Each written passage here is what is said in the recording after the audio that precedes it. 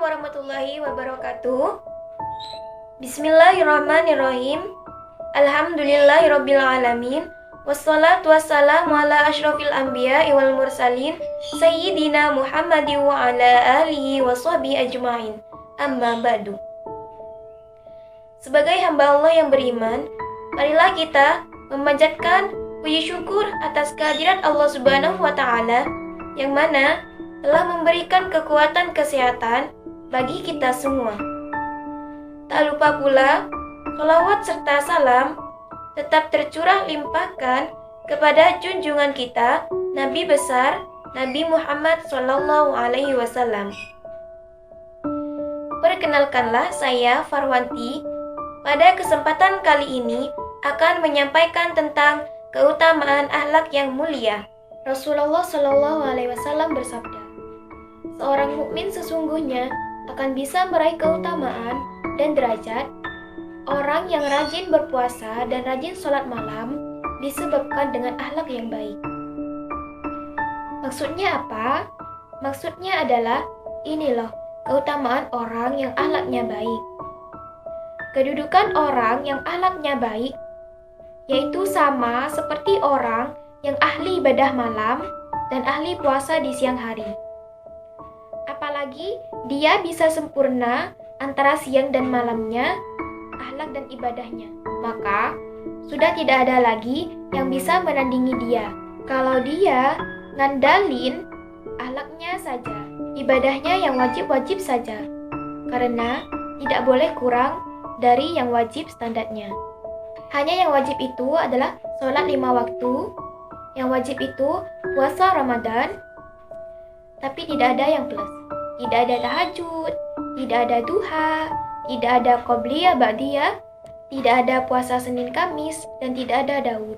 Maka, orang yang hanya mengerjakan yang wajib-wajib saja dan dikerjakan dengan baik, tapi akhlaknya istimewa, maka derajat orang itu akan seperti orang yang qawam shawam.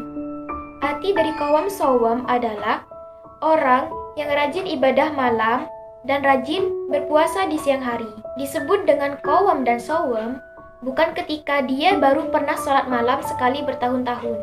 Seolah-olah apa? Seolah-olah kalau kita membutuhkan seseorang yang membutuhkan itu, kita sama derajatnya dengan ahli ibadah yang sudah beribadah sekian puluh tahun. Sekali saja kita nahan lisan kita dari mencela orang lain ketika kita dicela. Daripada kita dicela balik, maka lebih baik kita diam. Menahan diri untuk tidak mengkomentar, tidak mengulang, atau bahasa sekarang adalah mereplay komentar-komentarnya orang lain. Maka derajat kita akan sama dengan ahli ibadah yang sudah beribadah bertahun-tahun. Sebegitu istimewanya akhlak. Dan ini dari hadis Imam Ahmad Abu Daud dengan derajat sahih.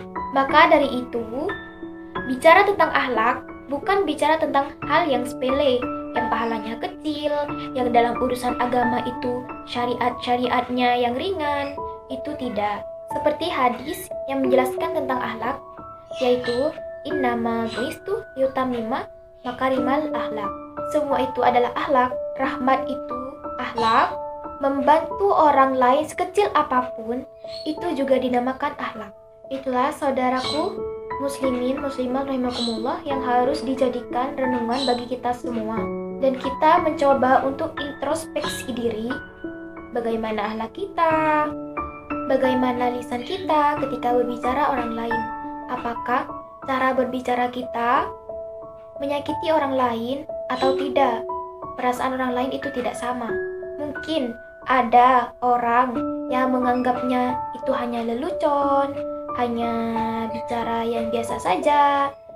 Tetapi ada juga yang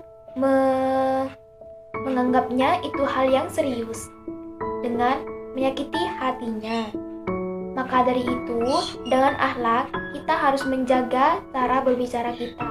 Kata Nabi, al-muslimu man salimal muslimun min lisanihi wa yadi.